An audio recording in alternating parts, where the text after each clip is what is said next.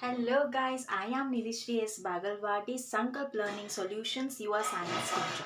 So in the last class, we discussed regarding the characteristics of images when a light ray will be passed through a concave mirror.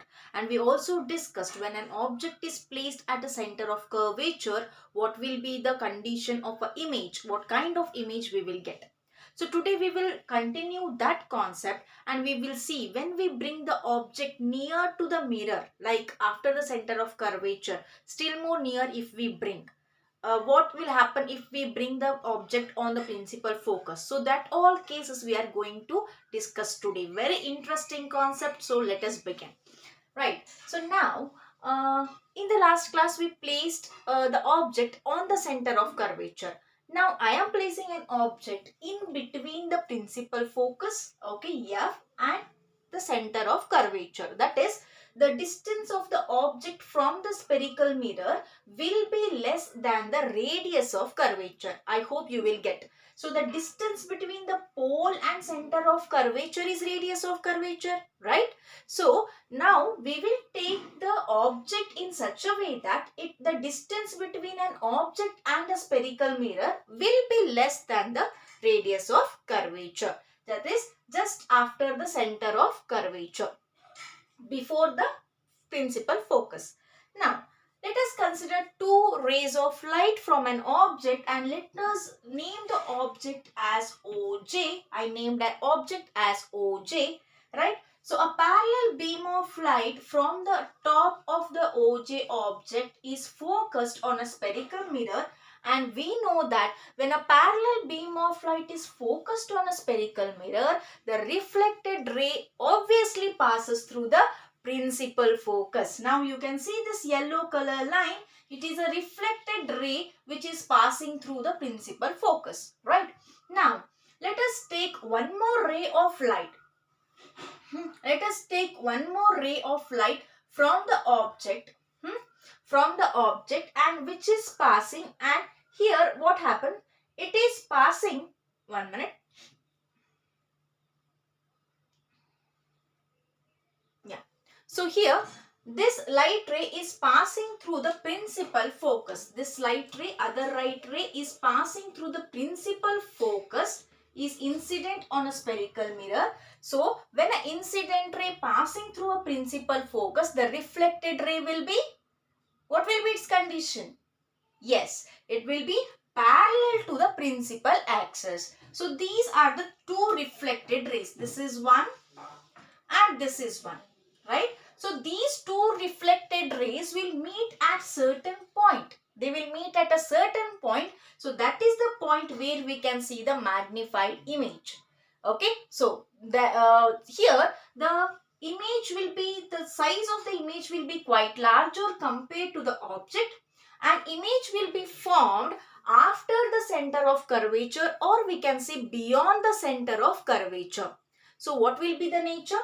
Real, it can be obtained on a screen. Magnified means the size will be larger than compared to the object.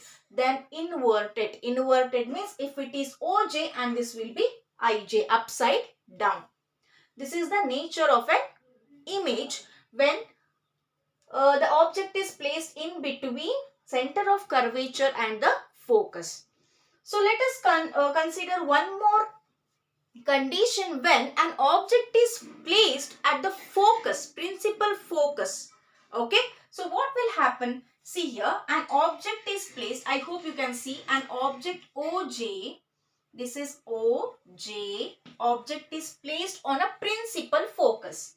Now let us consider two rays of light. One ray of light is incident parallelly on a spherical mirror. Okay, obviously the reflected ray will pass through the principal focus. This is the reflected ray, right? Next, one ray of light we will consider which is passing through the center of curvature. Means it appears to pass through the center of curvature. So we know that when a ray of light passes through a center of curvature, the reflected ray will retrieve back. Means it follows the same direction. So when we extend both the reflected rays, we see that both the reflected rays run parallel to one another. They will run parallel to one another. So we will get a doubt. So where the image will be formed?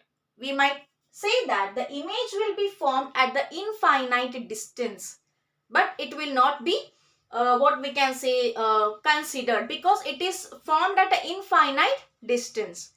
The reflected rays are parallel to one another. So when an object is placed at the focus, principal focus, the image will be formed at the infinite distance. Right? This is the second case. When we come to the third case over here the object is placed in such a way that the distance of an object from the pole, we can say the object distance, right? So it will be lesser than the focal length. So when we place an object after the principal focus, right? So near to the pole, we will consider two rays of light. One ray of light is incident parallelly to the principal axis on a spherical mirror. So the reflected ray will follow this path. This is a reflected ray what you are seeing. Okay. Next, another ray of light appears to come from the center of curvature. So it retrieves the same path. So here when we extend the reflected rays, we will come to know that these reflected rays will be diverging, spreading, moving away from one another. So what we have to do to know the position of an image, we will do that. We will extend this side of the reflected rays. So when we extend, we will get a point where these two lines met.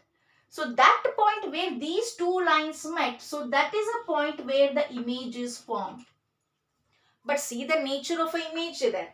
The size of an image is greater than the object, and the size of a, so it is erect. It is not upside down or inverted, and it is behind the mirror.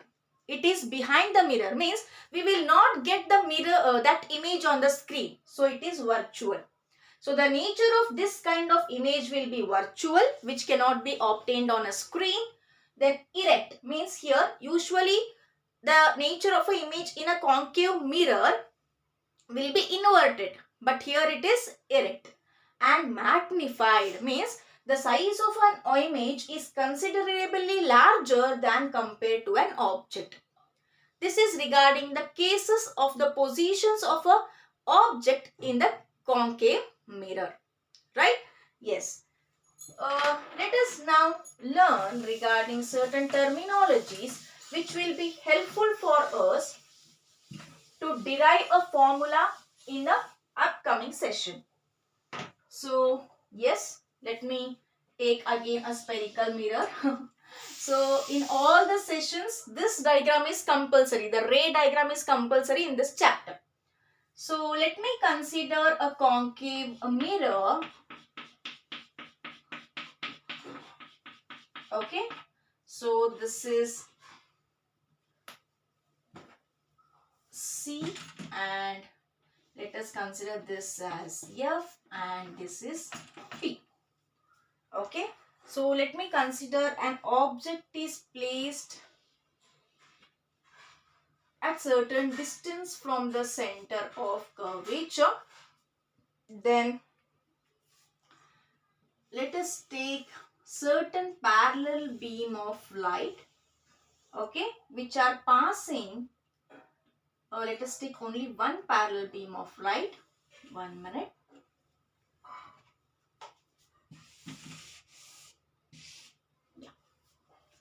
One parallel beam of light incident on a spherical mirror at this direction. So it will pass through the focal length, and this is a reflected ray.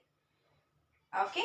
Then let me take one of the incident ray which is passing through the principal focus. So the reflected ray will be parallel. It will be parallel to the principal axis. So these are the reflected rays. Okay. Yeah. So these rays will meet at certain point. So this is the case where the image is formed. Inverted image. Okay. So let me name this as OJ and this as IG. Okay. So here the terminologies which we are using here are, so we know the center of a spherical mirror is called as pole, and the diameter of the spherical mirror, or we can say the length of a spherical mirror reflecting surface, the length of a reflecting surface is considered as an aperture, and it will be very small. It is neglected when it is very small compared to the radius of curvature. Okay, so let us make it small for this condition. Okay, next. After that, let us consider an object OJ. It is incidenting, the two rays of light are incident from an object OJ. So one ray is parallelly incident and this is a reflected ray, and one ray is passing on a focus and this is a reflected ray. Now, the distance between I, so I is a name of a image, okay, I, the point, okay, so let us consider that point as I, and the P, pole. So this is called as image distance. This is called as image distance, and it is designated or represented by small letter v. Then the distance between the object, that is J, to the pole of a spherical mirror, so it is considered as an object distance, and this is U. So the object distance is represented by small letter u, and the distance between the principal focus and the pole, the distance between the principal focus and the pole is considered as a focal length, and it is represented by a letter small letter f. Okay, then the distance between the center of curvature here to the pole, this one, okay, here.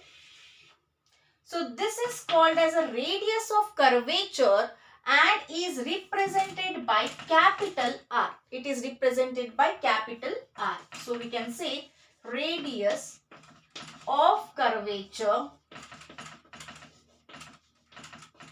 represented by capital letter R. So in the upcoming sessions, we are going to study the relation between the image distance, object distance as well as the focal length. So until that, learn science, observe science, have a nice day.